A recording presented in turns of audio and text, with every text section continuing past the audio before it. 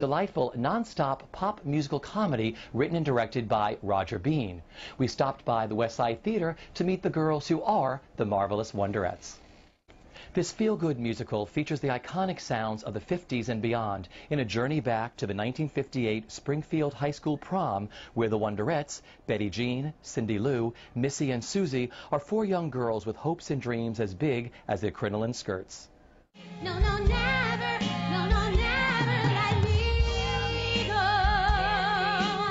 Never, never, never let me go.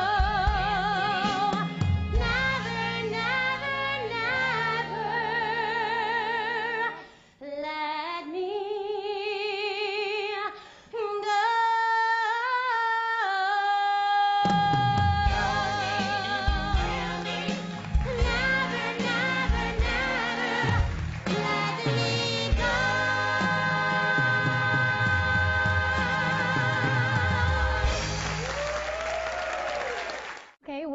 I'm Sarah Alvin, and I play Missy Miller in Marvelous Wonderettes. And Missy is kind of a type A personality, a little bit of a control freak, definitely nerdy, definitely on the nerdy side, a little bit socially awkward. But I like to think of her as a person who just really wants everyone to do a good job. She wants to do a good job. She wants the rest of the Wonderettes to do a good job. She wants everyone to have a really positive impression of us because she feels we're representing the school. So when all the chaos sort of starts to break loose in the show, Missy gets a little bit unwound occasionally, but constantly trying to keep a lid on a lot of really, really pent-up, deep feeling emotion. Well, we have just a Your Hit Parade kind of catalog of 50s and 60s music in this show.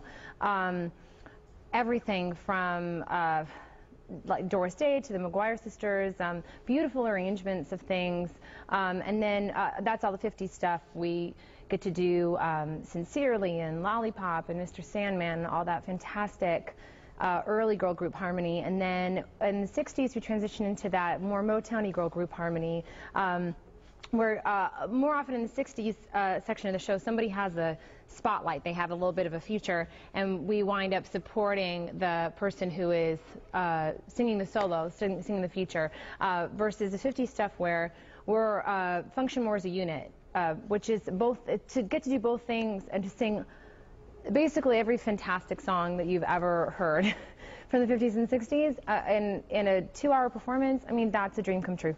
Come on, Mr. Lee, and do your stuff. Come on, Mr. Lee, and do your stuff. 'Cause it's gonna be fine till the end of time. 1, 2, 3, hey! Look at Mr. Lee. 3, 4, 5, hey! Look at him shine. Up, Mr. Lee, Mr. Lee. Up, Mr. Lee, Mr. Lee. Up, Mr. Lee, Mr. Lee. Hi, my name is Beth Malone, and I play Betty Jean in the Marvelous Wonderettes. And I'm having a blast playing Betty Jean because she's a crazy girl. She's just a kook, and you know, I'm always up for a practical joke, and I'm trying to make my pals have a good prom, but I'm also trying to, you know, win prom queen, if that's even possible. And I'm trying to impress my boyfriend who's in the house and impress my other Wonderettes, and it sort of sometimes leads to inappropriate behavior.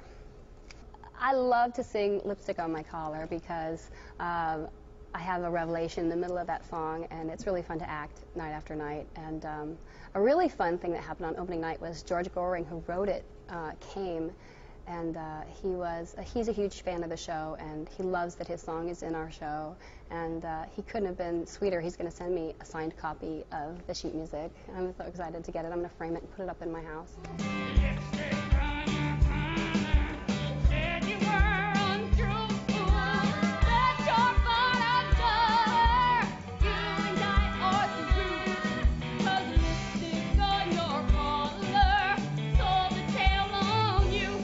I'm Beth Malone, and I play Susie Simpson in the show Marvelous Wonderettes. And Susie is I think this stereotypical, kind of the poster child of the 1950s, a cross between like Doris Day and Gidget and the girl that you all think of when you think of the idyllic 50s. Everybody's friend, positive, happy-go-lucky, bubblegum snapping, you know, kind of goofy, but in that really innocent, you know, this is the most important time of my life way. And ultimately, it is. It's the absolute pinnacle of her life, the 1958 senior prom. The girls are awesome. The personalities are great. It's a really strong mix of personalities, but everybody has a really great sense of humor. So we laugh a lot.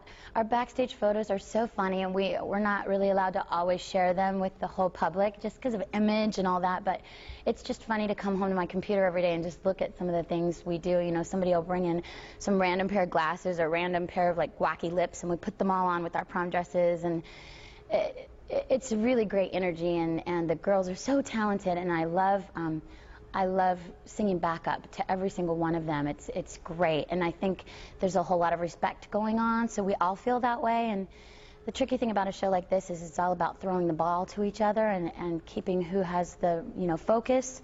And this cast does it really, really well. This is my 6th production of the show, and of course the most exciting, you know, and we're finally here.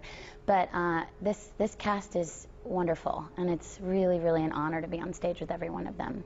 Stupid Cupid, you're a real mean guy. I'd like to clip your wings so you can't fly. I'm in love and it's a crying shame. And I know that you're the one to blame. Hey, hey, set me free.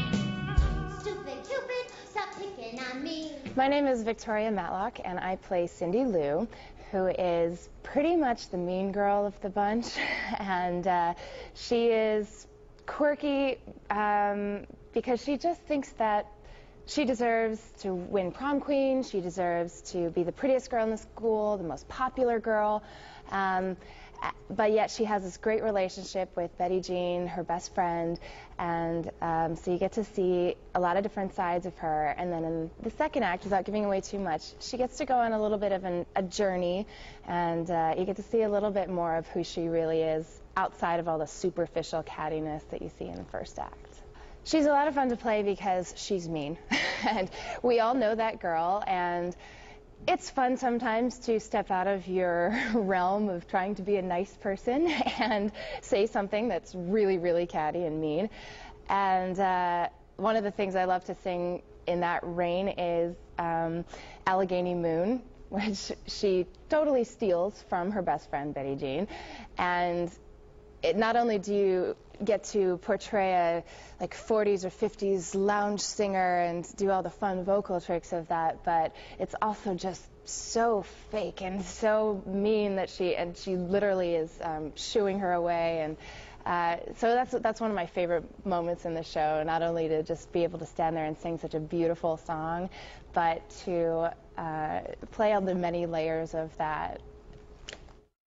When I was just a little girl with long and silky fur, my mama told me, honey, you got more than other girls. Now you know you are good looking, and you'll soon wear diamond clips, and you'll never have to worry, 'cause you got lucky lips.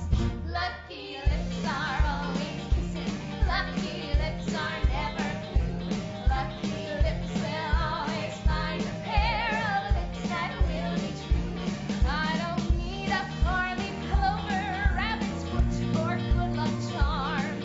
With lucky lips, I'll always have a fella in my arms. The audience has been great. It's been so much fun. They're really the such a sort of cliche thing to say, I think will be eventually, but they're really the fifth Wonderette. You know, we need them. There are a couple of major participants in the audience in the show, which I'm not going to reveal how that all plays out, but there are a couple of characters that are randomly assigned to people in the audience, and they become pretty major players in the story. But also, there's so much. We cross the fourth wall from the very second the lights come up on the show. So the audience is so much a participant in all the activity that's going on. They're all the other students at the prom. So it's really important to have them there. And everything changed, of course, transitioning from rehearsal into performance, because not only do we have laughter, but we had all the timing that the audience then provides for you. So it's really different every night. It's not possible to be bored on stage or in the audience of this show. Never